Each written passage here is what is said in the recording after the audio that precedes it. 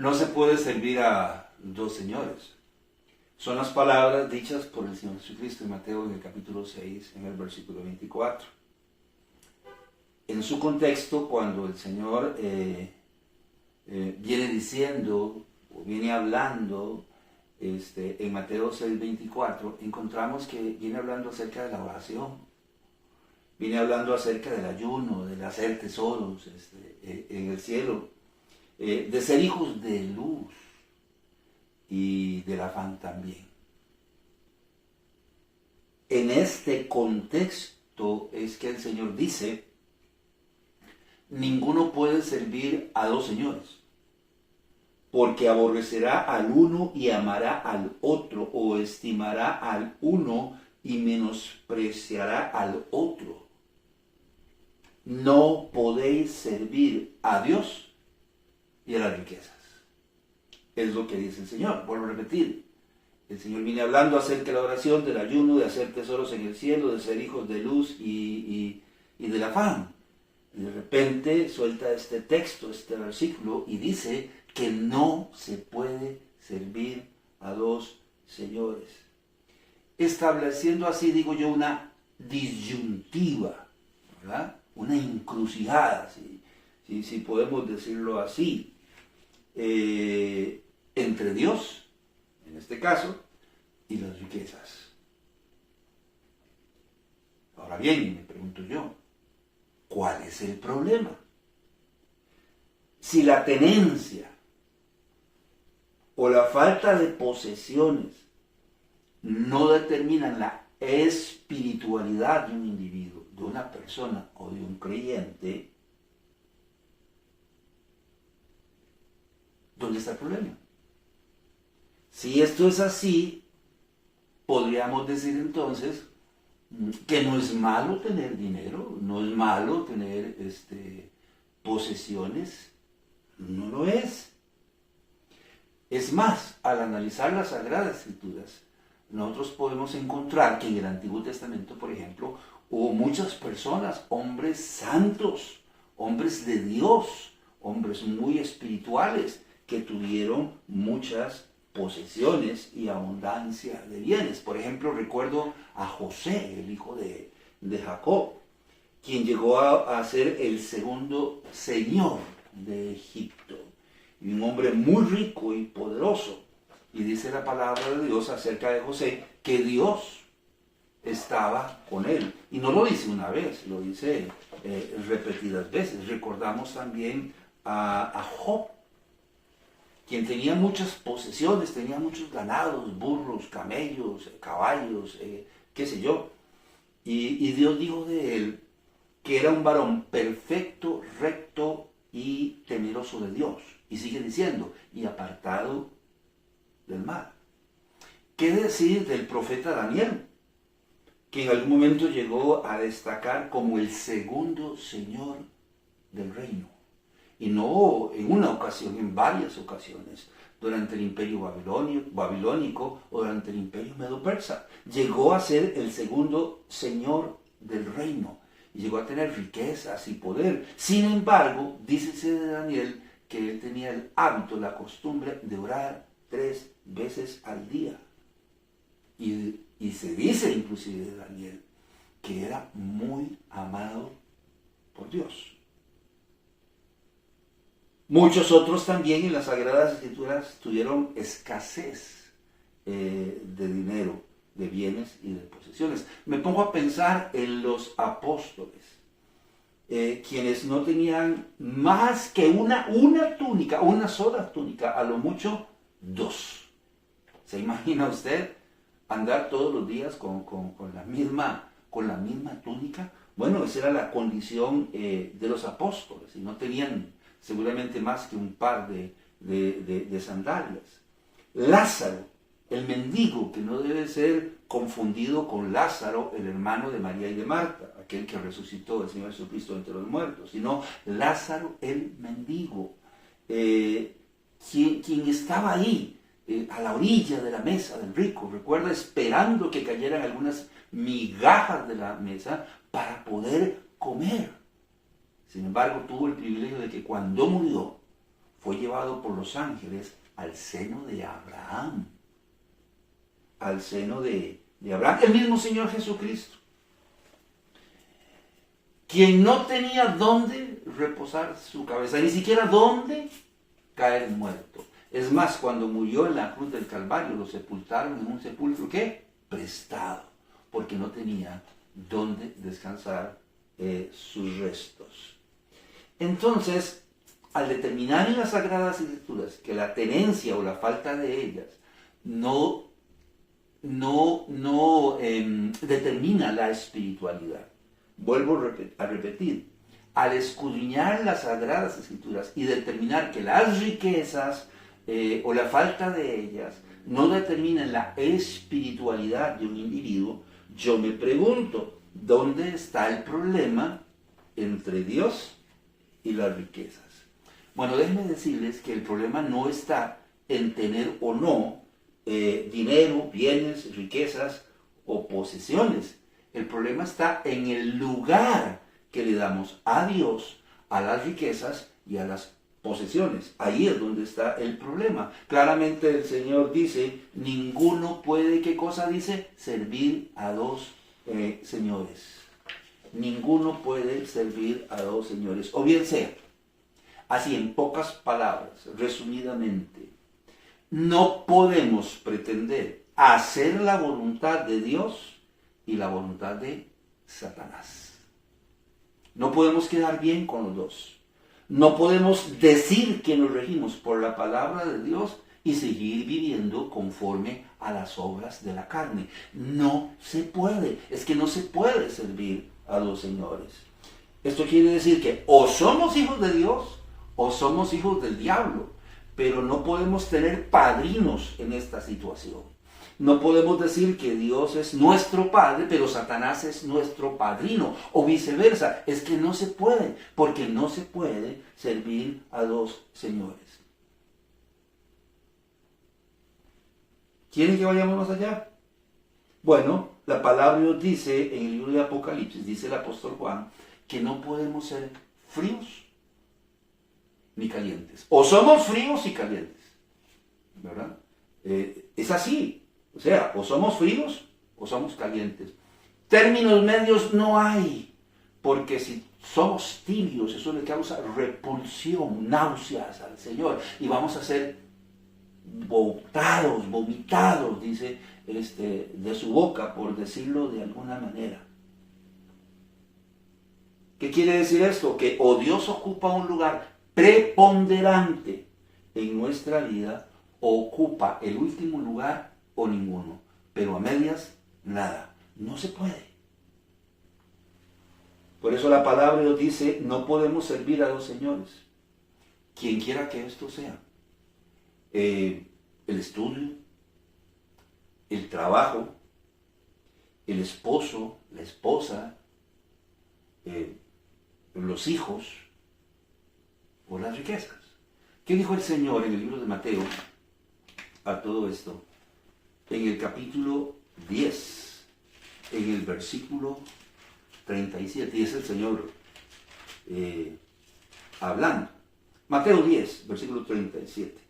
El que ama a padre o madre más que a mí, no es digno de mí. El que ama a hijo o hija más que a mí, no es digno de mí. Eso es lo que dice el Señor en el libro de Mateo, en el capítulo 10, en el versículo 37. Yo he escuchado, porque me ha tocado escuchar a personas de todas las edades decir, por ejemplo, mire Señor, mire pastor, es que yo no puedo. Yo no puedo porque fíjese que tengo que estudiar. Es semana de exámenes en el colegio y en la universidad. Y mire, yo le puedo decir a usted que no puedo. He escuchado a personas decir, mire pastor, es que yo no puedo. Porque usted tiene que entender que si yo no trabajo, no como. Entonces yo no puedo porque yo tengo que trabajar. Bueno, también he escuchado a estas mismas personas lamentablemente decir, profe, venga para que hablemos, yo no puedo quedarme. no puedo quedarme porque tengo que cuidar a mi papá, que usted sabe que está recién operado. Entonces no puedo quedarme, yo debo ir a la casa porque tengo que cuidar a mi papá. ¿Está el papá operado? Sí, sí, es cierto, es verdad, su papá está recién operado. ¿Cuál es el problema? Que esta joven llega a su casa, se tira en un sillón, agarra el teléfono y comienza a chatear. Y de repente llama a su papá y le dice, papá, venga acá, usted sería tan amable de traerme un fresco, un refresco y algo para picar, un fresco de la refri y algo para picar.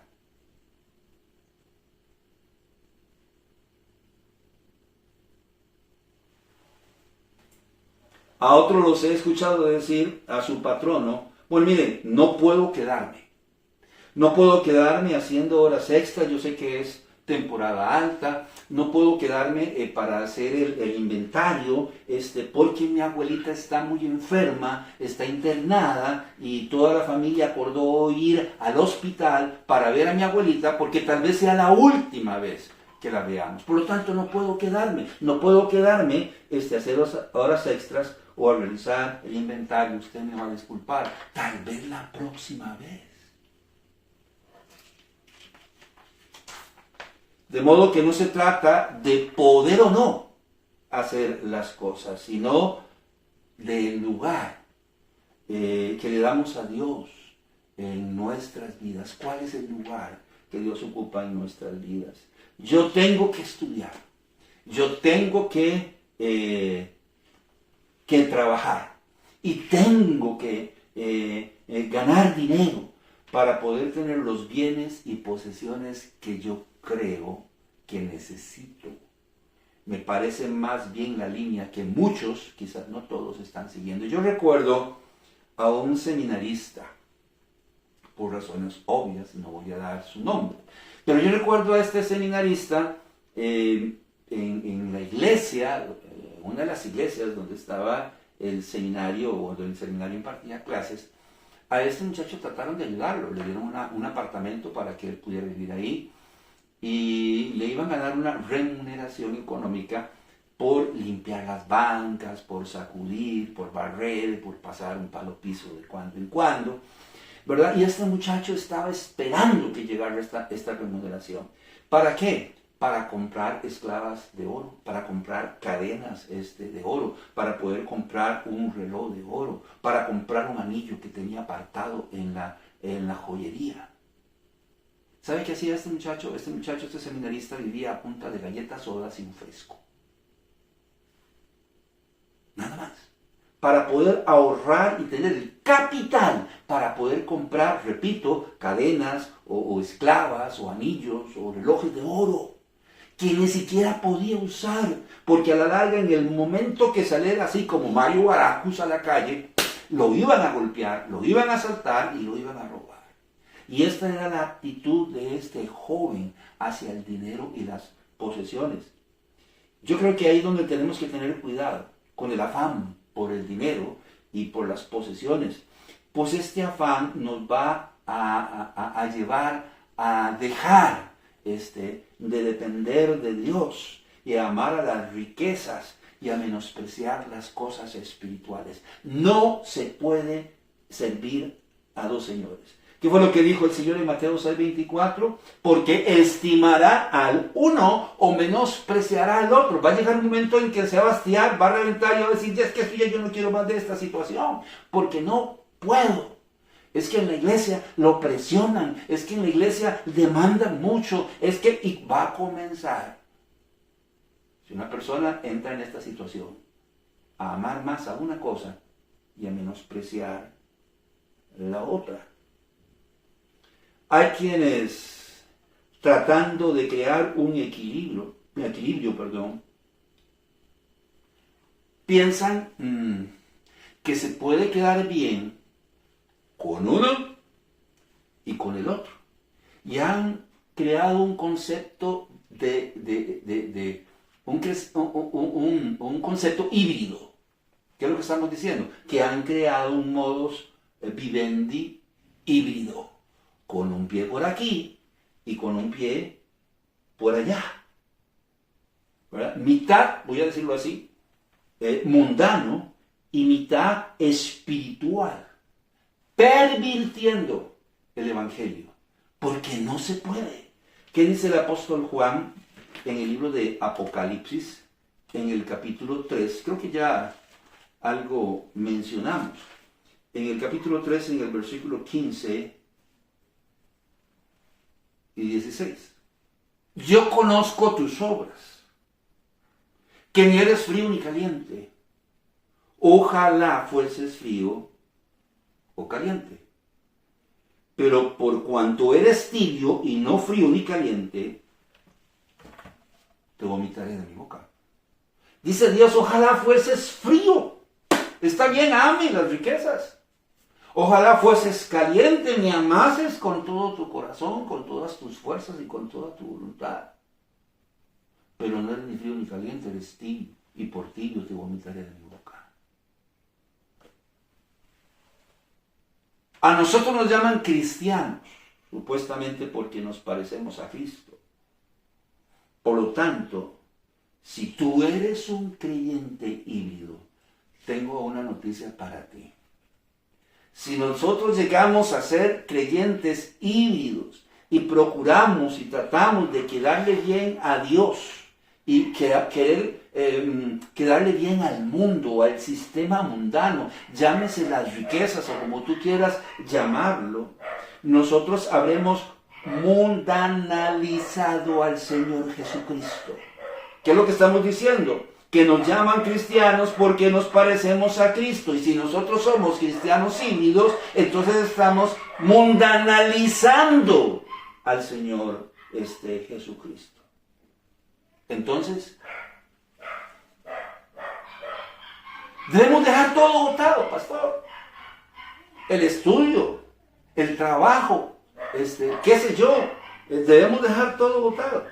No, definitivamente no. Nosotros necesitamos estudiar para forjarnos un porvenir. Estamos totalmente de acuerdo.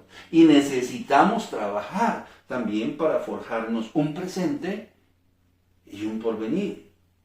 Pero también necesitamos darle a cada cosa un lugar. Y dice la palabra de Dios, yo sé que usted lo va a recordar, en el libro de Eclesiastés, en el capítulo 3, recuerda lo que dice. Yo no voy a leer todo el capítulo porque sería importante leerlo todo, pero en fin. Dice en Eclesiastés en el capítulo 3, en el versículo 1. Todo tiene su tiempo y todo lo que se quiere debajo del cielo tiene su obra. Y si usted sigue leyendo, dice que hay tiempo para nacer, y tiempo para morir, y tiempo para plantar, y tiempo para arrancar lo plantado, y tiempo para cada cosa. Cada cosa tiene su tiempo. El problema es cuando el afán por las riquezas y las posesiones nos lleva a ser esclavos del estudio o del sistema educativo. El problema es cuando el trabajo simplemente nos lleva a ser esclavos del trabajo y no nos servimos del trabajo, sino que el trabajo se sirve de nosotros. Y de eso es lo que estamos hablando. De lo que estamos hablando es que Dios debe estar presente en cada área de nuestra vida. ¿Me escuchó? De lo que estamos hablando es que Dios debe estar presente en cada área de nuestra vida. ¿Qué dice la palabra de Dios en el libro de Proverbios? Y no lo dijo cualquier persona. Si se quiere, lo dijo un estadista, una persona muy ocupada con los asuntos de Estado, con los asuntos de su reino. Estamos hablando de Salomón. Y dice aquí la palabra, ay hermano, pero Salomón era el hombre más sabio del mundo. ¿Y por qué llegó a ser el hombre más sabio del mundo? Porque puso a Dios en primer lugar. Dios le dijo, pídeme lo que tú quieras y yo te lo voy a dar. Y él dijo, Señor, sabiduría para gobernar. Tú me has puesto en este lugar para gobernar a la nación de Israel. Entonces dame sabiduría. Y dice aquí que el sabio Salomón dijo en el Proverbios, en el capítulo 3, en el versículo 9, honra a Jehová con tus bienes y con las primicias de todos tus frutos. Dice que yo debo honrar a Dios con mis bienes. Lo dice claramente. Y en el libro de Mateo, en el capítulo 10, en el versículo 38, si más si no me equivoco, el mismo Señor Jesucristo dijo de la siguiente manera. Mateo capítulo 10, versículo 38. Les recuerdo que hace unos minutos leímos Mateo 10, 37.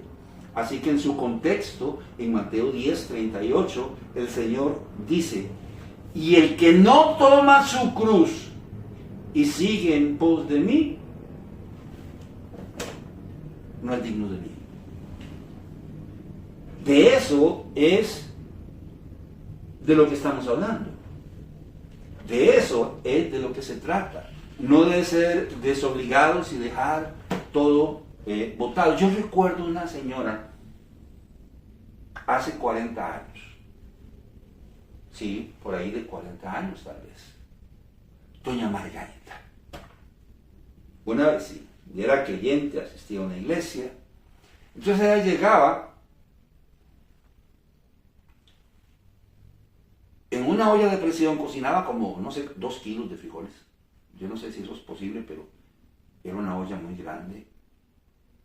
Le pidió a su esposo que le trajera de golfito, para los costarricenses, ellos saben, la olla arrocera más grande. No sé, 32, 40 tazas, y se hacía esa olla arrocera. Iba y le compraba 2 o 3 kilos de bistec. Y entonces llegaba y alistaba todo eso el lunes. Y le decía a su esposo: bueno, papito, ahí ya le dejé listo, porque Dios me ha llamado al ministerio y yo debo salir desde las 5 de la mañana para comenzar a orar por las personas. Y de veras ella se iba orando por las personas en las casas. Y aparecía a las 8 de la noche, nada más para acostarse y repetir la historia del día siguiente. Vuelvo a repetir, no se trata de dejar todas las cosas botadas y ser desobligados, sino de incluir a Dios en todas las áreas de nuestra vida, en nuestros estudios, a los cuales debemos sobrellevarlos con dedicación y esfuerzo, pero sin hacer trampas ni mentiras. Alguna vez en una sociedad de jóvenes hicimos un círculo con ellos y echamos un montón de papelitos, ¿verdad?, con diferentes preguntas o cuestionamientos. Lo llamamos el gusano que pica.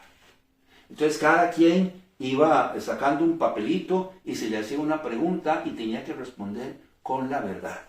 Después de responder, cada uno de los integrantes del círculo podía participar y dar su opinión. Entonces un joven abrió el gusanito, el papelito, y decía: si tú estás en exámenes finales, y eso depende que tú puedas pasar al año siguiente o graduarte, y en este examen tienes la oportunidad de copiar al mejor estudiante de todo el colegio en las respuestas para ganar tu año y poder graduarte, ¿tú qué harías? Y tenía que responder con la verdad. Y el joven respondió: pues yo copiaría. La verdad es que si nadie se va a dar cuenta, entonces yo copiaría para poder ganar el año y pasar. Lo sorprendente fue que cada uno de los jóvenes que estaban en el círculo respondió exactamente lo mismo. Estamos hablando de que Dios esté presente en cada una de las áreas de mi vida. En los estudios, bueno, yo tengo que dedicarle mucho esfuerzo a mis estudios, pero sin hacer trampa, ni mentir tampoco. Yo recuerdo un hermano, lo apreciamos mucho siempre, lo tenemos presente en nuestra memoria. ¿Por qué no mencionarlo? El hermano Denis Salazar. Él era maestro de la escuela dominical de jóvenes a la iglesia donde yo asistía. Y yo no recuerdo en sí la lección que él nos dio, pero no voy a olvidar lo que nos dijo. Si tú eres un hijo de Dios, tú no tienes que avergonzarte de Dios. Tú deberías llevar tu Biblia a el colegio y no esconderla en el fondo del maletín o del salveque, sino llevarla donde todo el mundo pueda verla. Y el hijo de mi mamá, el lunes temprano, agarró la Biblia y la puso encima de todos los portafolios y todos los cuadernos. Llegábamos a la clase de religión. Y yo recuerdo que en la clase de religión no nos permitían salir del aula. Aunque nosotros no fuésemos católicos, no podíamos salir del aula. ¿Por qué? Porque los cristianos en la escuela y en el colegio eran los que más problemas causaban en el tiempo de la clase de religión. Porque como no eran católicos se les permitía salir. Entonces andaban corriendo por todos los pabellones y haciendo regueros de aguas y, como decimos nosotros, desmadres y bulla, y no dejaban a los demás. Entonces algunos se iban a la biblioteca, pero de repente se dio la orden: no pueden salir del aula. Entonces, ¿qué hacía yo? Yo me llevaba la Biblia y en la clase de religión yo me ponía a leer la Biblia. ¿Cuál fue el resultado? Que muchos compañeros después me buscaban porque tenían que hacer una tarea para religión, y entonces me preguntaban qué quería yo o pensaba yo acerca de tal tema. ¿Qué es lo que estamos diciendo? No se trata de ser desobligados, sino de incluir a Dios en todas las diferentes áreas de nuestra vida. Por ejemplo, en nuestro estudio, en nuestro centro de estudio. ¿Por qué no darle la honra y la gloria a Dios y decir de una y otra manera: sí, yo soy cristiano? En nuestro trabajo, haciendo las cosas como para el Señor y dando buen testimonio. A veces en la empresa ni siquiera nadie sabe que nosotros somos creyentes. Por lo tanto, no tenemos por qué dar buen testimonio. En nuestra casa, cooperando en todo. No puede ser que los padres ya cansados, viejos y enfermos tengan que lavar, tengan que limpiar, tengan que aplanchar, tengan que hacer todo, y además tengan que lavar los trastes que sus hijos ensuciaron cuando comieron, cuando almorzaron, cuando cenaron, cuando desayunaron. Oiga, somos parte de un núcleo familiar, de una unidad familiar, donde todos podemos colaborar, porque somos creyentes, y como somos creyentes hacemos las cosas para el Señor. Entonces, ¿por qué no colaborar en nuestra casa? O somos, ¿cómo dice el dicho? Luz en la calle y oscuridad en la casa. Nosotros podemos incluir a Dios en nuestra vida, en cualquier lugar donde nosotros estemos. Pregunta, ahí va la pregunta. Cuando nosotros clamamos a Dios para que Dios nos bendiga, ¿sobre qué queremos que Dios derrame su bendición? Yo diría que queremos que Dios nos bendiga en la ciudad. Es que vamos a la ciudad a comprar, a vender, a realizar alguna transacción o algún negocio. ¿Cierto? Queremos que Dios bendiga a nuestros hijos aun cuando están en el vientre de su madre. Queremos que, en síntesis, que Dios bendiga todo el fruto de nuestro trabajo, ¿cierto? Yo voy a leer un pasaje en el libro de Deuteronomio, a ver cómo nos va y a ver qué nos dice y qué nos enseña.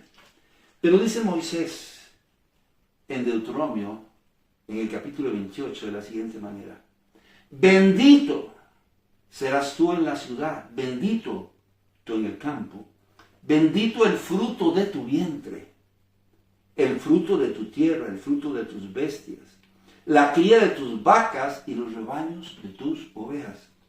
Bendito serás en tu entrar y bendito en tu salir. Cuando pedimos la bendición de Dios, ¿sobre qué queremos que Dios nos bendiga?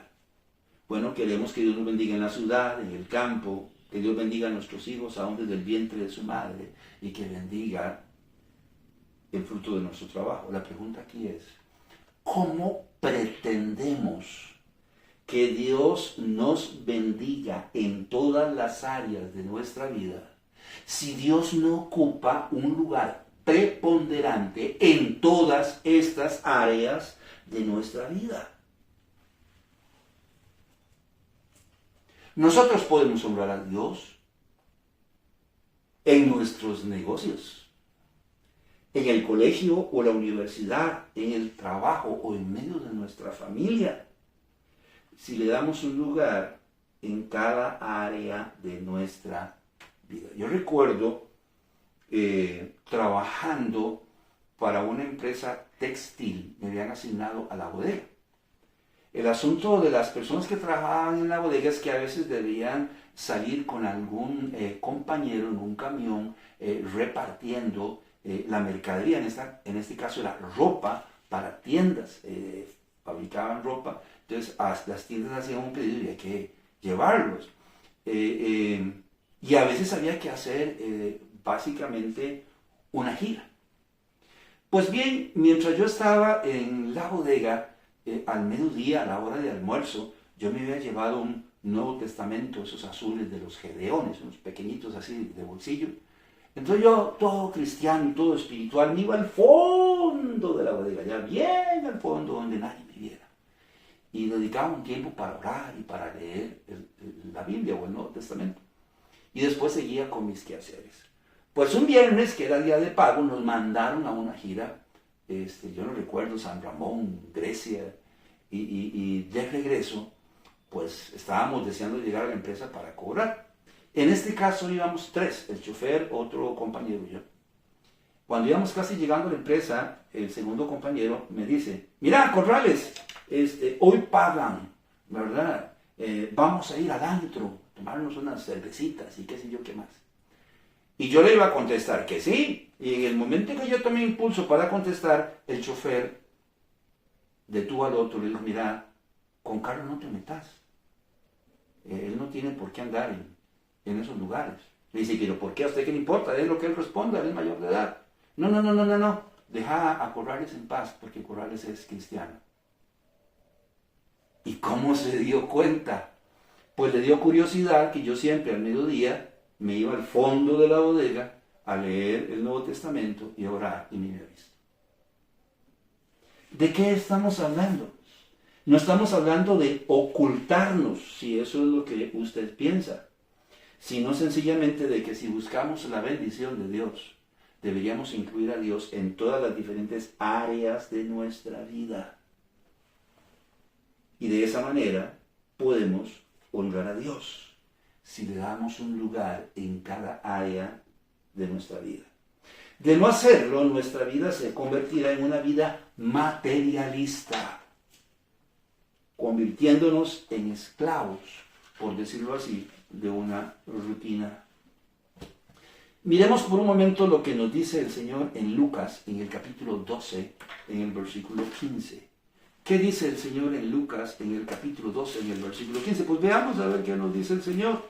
Dice el Señor, y les dijo, mirad y guardaos de toda avaricia, porque la vida del hombre no consiste en la abundancia de los bienes que posee. Si usted está matándose en su vida por tener bienes y posesiones y riquezas y agradar a Dios, no se puede. Porque no se puede servir a dos señores. No se puede. De nuevo, no se trata de ser desobligados, sino de darle el lugar que el Señor merece. Dándole el primer lugar en todo. En nuestros estudios, en nuestro trabajo, en nuestra casa, donde quiera que estemos.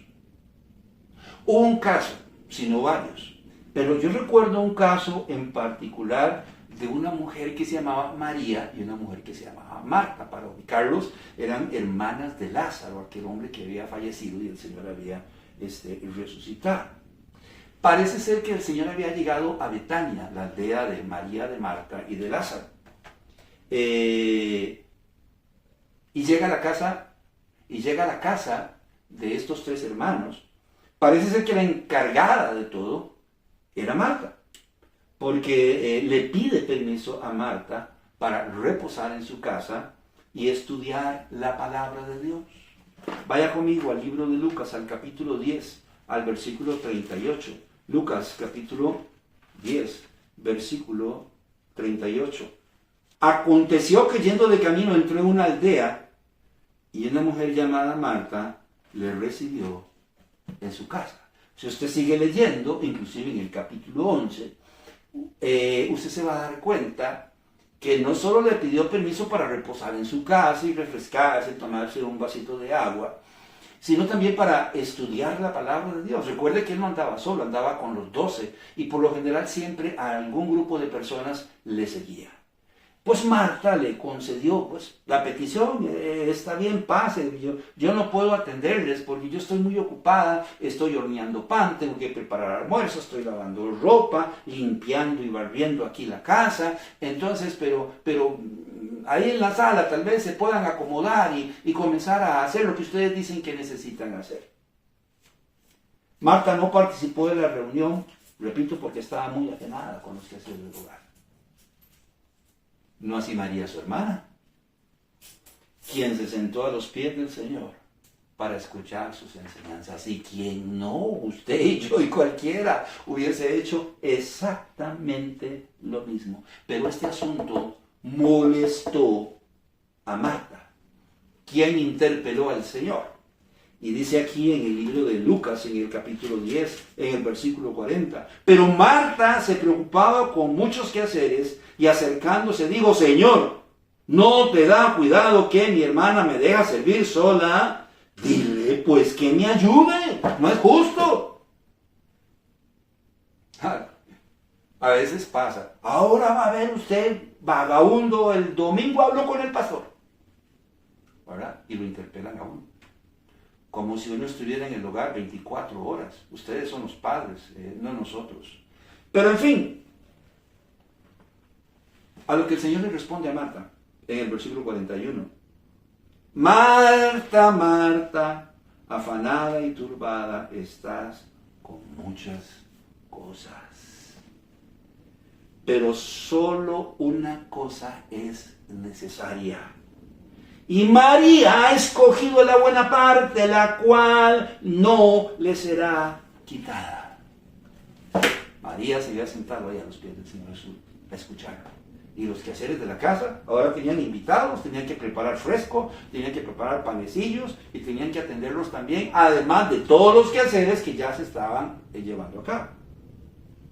La pregunta es, ¿con quién nos identificamos? ¿Con quién se identifica usted? ¿Con Marta, afanada por los quehaceres del lugar? ¿O con María? ¡Ay, qué señor más desobligado! Debió haberle pedido a Marta que se levantara y le ayudara a su hermana.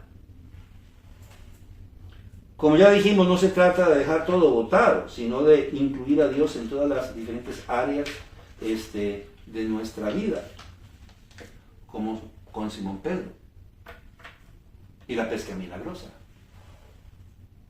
Pedro había estado pescando con sus hermanos o con sus empleados toda la noche y no había logrado pescar nada. Ahí se encontraba, medio cabizbajo, tal vez medio molesto, lavando y limpiando las redes y arrollándolas para poder guardarlas. Cuando de repente aparece el Señor en escena y con él una gran multitud que lo estrujaba. Y entonces él le pide a Simón Pedro, mira, préstame una barca para poder retirarme un poco de la orilla y poder enseñar y predicar la palabra del Señor. Mire, ¿cómo le ocurre? Hemos estado toda la noche pescando, estamos agotados, estamos cansados, no hemos terminado todavía de reparar, de limpiar y guardar las redes, Señor, otro día. Y dice la palabra de Dios en el libro de Lucas, ¿verdad? En el libro de Lucas, en el capítulo 5, dice la palabra de Dios de la siguiente manera. En el versículo 3. Y entrando en una de aquellas barcas, la cual era de Simón, le rogó que la apartase de tierra un poco, y sentándose enseñaba desde la barca a la multitud. ¿Qué dice? Que le rogó. Tuvo que rogarle. Tuvo que suplicarle. Había estado toda la noche pescando. Estaban muy cansados. No habían podido pescar absolutamente nada. Estaban lavando y reparando y guardando las redes. Y el Señor, importunándoles de alguna manera, les pide que que le presten una barca, que la saquen un poquito para poder enseñar y predicar el evangelio. Pedro accede. Al fin y al cabo, Pedro accede, el Señor se monta sobre la barca, se retira un poco y predica y enseña la palabra de Dios. ¿Qué creen que pasó cuando el Señor terminó de hablar? ¿Qué creen que hizo el Señor cuando terminó de hablar? ¿Le ayudó a Pedro? Claro, le ayudó a Pedro y le dijo: Pedro, mira, yo sé que tú has estado toda la noche pescando, que estás cansado y tal vez frustrado, pero yo sé dónde están los peces. Porque yo les dije a dónde tenían que irse, para que ustedes no pudieran pescar nada. Pero ellos están ahí, y yo sé dónde están. Boga mar adentro y lanza la red. Vean lo que dice aquí Lucas 5, 4 al 6. Y cuando terminó de hablar, dijo a Simón: boga mar adentro y echad vuestras redes para pescar. Respondiendo Simón le dijo: Maestro, toda la noche hemos estado trabajando y nada hemos pescado, mas en tu palabra échale la red. Y habiendo hecho esto, encerraron gran cantidad de peces y su red se rompió. Y tuvo que llamar a los demás para que le ayudaran a jalar la red y cargarla y sacarla afuera. ¿Qué hizo el Señor cuando Pedro le incluyó en una área específica de su vida? Le ayudó y le dijo dónde estaban los peces y dónde debía lanzar la red. Lo mismo hubiese hecho el Señor con Marta. Lo mismo hubiese hecho el Señor con Marta. Yo no creo particularmente que cuando hubiera terminado de hablar en la sala de Marta, le hubiera dicho a todos: bueno, ahora sí, papito, los apóstoles, todos los que están aquí, agarren una escoba, agarren un palo piso, por la cultura. Yo no sé cómo le hubiera ayudado al Señor. Tal vez hubiese movido el corazón de los vecinos que llegaron a escuchar al Señor Jesucristo. Y Marta, no te preocupes, aquí estamos, páseme la escoba, páseme el gancho, yo me encargo de hornear los panes, yo voy a hacer el fresco para el Señor y los apóstoles. Quizás Dios hubiese movido el corazón de sus vecinos, como movió el instinto y el corazón de los peces. Pero el Señor, estoy seguro, que hubiese hecho algo. Por eso en su momento el Señor le dijo a Marta tiempo después, con la muerte de su hermano, ¿recuerda? Y le habló de su resurrección. No te he dicho que si crees, verás la gloria de Dios.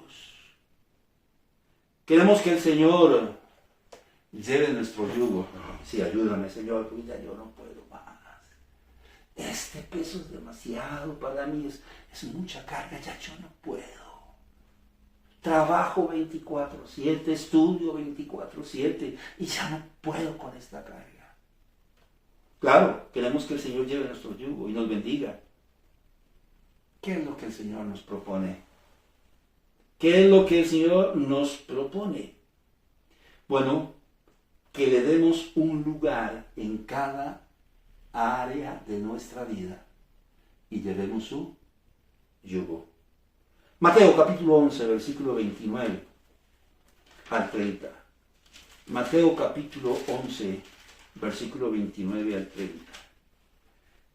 Si leyéramos desde el 28, diría algo así: venid a mí todos los que estáis trabajados y cargados, y yo os haré descansar. Y yo voy a quitar todas vuestras cargas y se van a sentir en paz y livianiticos para seguir adelante. ¿Qué dice Lucas 11, 29 al 30? Llevad mi yugo sobre vosotros y aprended de mí, que soy manso y humilde de corazón, y hallaréis descanso para vuestras almas, porque mi yugo es fácil y ligera mi carga.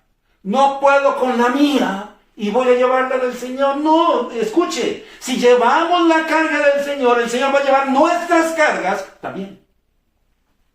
Y ese es el meollo del asunto. Si lo hacemos, podríamos ver no solo la mano de Dios en nuestra vida, como la vio Pedro, pero es que toda la noche hemos estado pescando.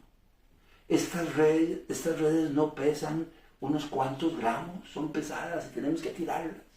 Y después volverlas a jalar y volverlas a tirar y volverlas a jalar y remamos para un lado y remamos para el otro y no encontramos lo que necesitamos y estamos agotados en medio de nuestro trabajo. Y cansado le dice el Señor, por favor, préstame una barca para retirarme un poco y predicar el Evangelio. Y Pedro accede. Y cuando termina de hablar, le dice, Pedro, boga mar adentro y tira la red. Señor, estamos cansados para estas bromas, pero en tu nombre echaré la red. Y lanza la red y saca los peces. Usted sabe en su contexto qué hizo Pedro. En la playa cayó de rodillas. ¿Por qué? Porque no solo vio la mano de Dios, sino la gloria de Dios. El punto aquí es, no hay cristianos híbridos, medio mundanos y medio espirituales. No hay creyentes que puedan tener a Dios en medio primer lugar, y en medio primer lugar sus estudios y el trabajo. La palabra de Dios dice, no se puede servir a dos señores. No hay lugar para una doble vida o para un creyente híbrido. Mi nombre es Carlos Corrales. Espero que este día la pases bien.